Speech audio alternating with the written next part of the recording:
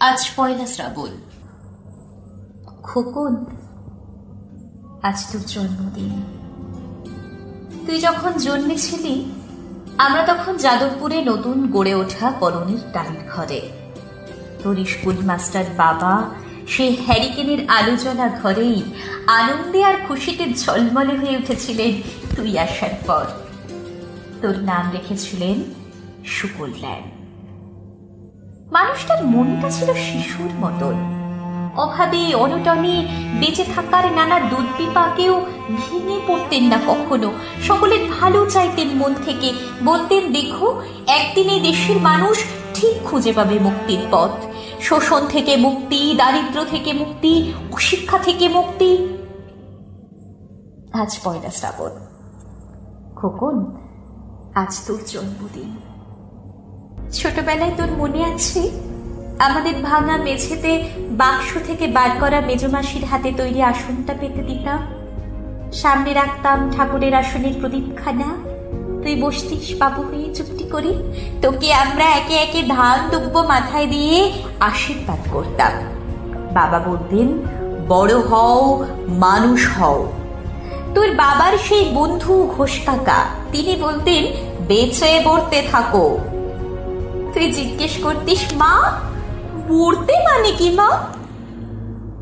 আমি শুধু তোর মাথায় ধান দুব্বই দিতাম, বলতাম না কিছুই। শুধু মনে মনে বলতাম ঠাকুর আমার খোকনকে মস্ত বড় মানুষ করে তোলো, আমার খোকন যেন সত্যি মানুষ হয়, ওর যেন কখনো কোনো বিপদ না হয় ঠাকুর। অভাবের সংসারে ওই একটা দিন পয়লা শ্রাবণ কষ্টের পয়সায় একটু বাড়তি দুধ নিতাম, পায়েস রান্না করে দিতাম তোকে। তুই খুব ভালোবাসতিস পায়েস খেতে। তোর বাবা বাস স্ট্যান্ডের দোকান থেকে নিয়ে আসতে তোর প্রিয় মিষ্টি ছানার গজা। সামান্য স্কুল মাস্টারিতে কি বা আয় হতো, ঘরে বসে ছাত্র পড়িয়ে আসতো কিছু। দাউ দাউ অভাবের আগুনে সে রসদ পড়তে সময় লাগতো না। তোর বাবার জামা সেলাই করতাম আর বারবার বলতাম আসছে মাসে একটা জামা বানিয়ে নিও। উনি হেসে উঠে বলতেন বাদ দাও তো, খোকন বড় হচ্ছে, ওর জন্য ভাবছি দুধ রাখতে হবে আরো আধশের। দুধে শক্তি বাড়ে, বুদ্ধি বাড়ে। শক্তি আর বুদ্ধি না হলে তোমার খোকন মস্ত বড় মানুষ হয়ে উঠবে কি করে। ভাবছি আরো দুটো টিউশন নেব। ছাত্র পড়িয়ে পড়িয়ে মানুষটা দিনের শেষে ক্লান্ত হয়ে যেতেন।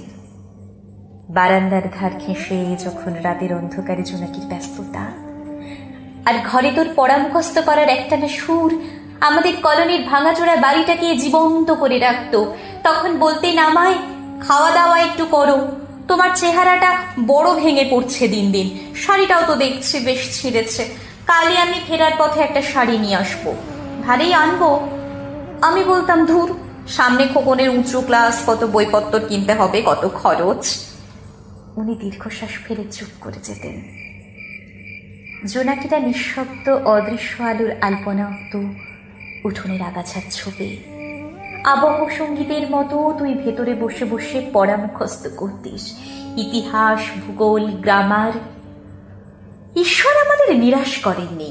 ঠিক কত বড় হলি, সব পরীক্ষায় কত ভালো ফল হলো তোর। বাবা বললেন আরো পড়ো, উচ্চশিক্ষায় উচ্চ সম্মানের একমাত্র পথ। তুই আরো পড়লি, তারপর তোর চাকরি হলো কত বড় অফিসে। মনে আছে খোকা, প্রথম মাসের মাইনে হাতে পেয়ে তুই কত কি কিনে এনেছিলি।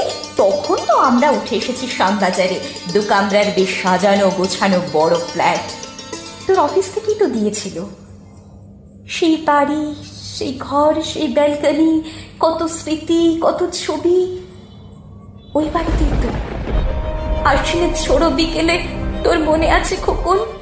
তোর বাবা যেদিনটাতে চলে গেলেন মনে আছে? তুই বাবার বুকের ওপর পড়ে যখন কাঁদছিলি হাপুস নয়নে, সত্য স্বামী হারা আমি সেই দিন তোর সেই অসহায় বুক থেকে আরো বেশি করে ভেঙে পড়েছিলাম। তোকে বুকে টেনে নিয়েছিলাম, ছোটবেলার মতো বলেছিলাম কাঁদিস না খোকা, আমি তো আছি। আজ পয়লা শ্রাবণ। কলকাতা থেকে অনেক দূরে মফস্বলের এই বৃদ্ধাশ্রমে আমি একেবারে একা খোকন। তোকে বড় দেখতে ইচ্ছে করছে রে, তোকে, বৌমাকে আর ছোট্ট বিল্টুকে। তোরা এখন কত দূরে, সল্টলেকের মার্বেল বসানো ঝকঝকে বাড়িতে। আজ তোর জন্মদিনে নিশ্চয়ই খুব বড় পার্টি হচ্ছে, তাই না রে খোকন? লোকজন হইচই, খাওয়া দাওয়া। খুব ভালো, খুব ভালো। খোকন, আজ পয়লা শ্রাবণ। আমার বড় মনে পড়ছে যাদবপুরের ভাঙা ঘরে রাত্রে তুই আমার পাশে শুয়ে মাঝে মধ্যে হঠাৎ খুব ভয় পেয়ে জড়িয়ে ধরতিস আমাকে। আমি বলতাম, ভয় কি রে, আমি তো আছি। মা তো আছে খোকনের, যার মা থাকে তাকে কি ভূতে ধরে? তুই নিশ্চিন্ত হয়ে ঘুমিয়ে পড়তিস আমার বুক জুড়ে। তোর আধুনিক সংসারে এই বুড়িটার একটু ঠাঁই হলো না রে। প্রতিমা তো মা, ওটা তো আছে আমার খোকনেরই মতো কোল আলো করা এক চাঁদের টুকরো। কিন্তু সময়ের কি আশ্চর্য পরিবর্তন। খোকন, তুই বোধ হয় আর এখন পায়েস খাস না, তাই না রে? তুই জানিস না খোকন, আজ আমি সকালে পায়েস রান্না করেছি। হ্যাঁ, তোরই পাঠানো টাকায়। সারাদিন সেই পায়েসের বাটি সামনে নিয়ে বসে আছি রে, এখানে এই বৃদ্ধাশ্রমে, আমার একলা ঘরে, আর কেউ নেই। তুই একবার আসবি খোকন, একবার, শুধু একবার।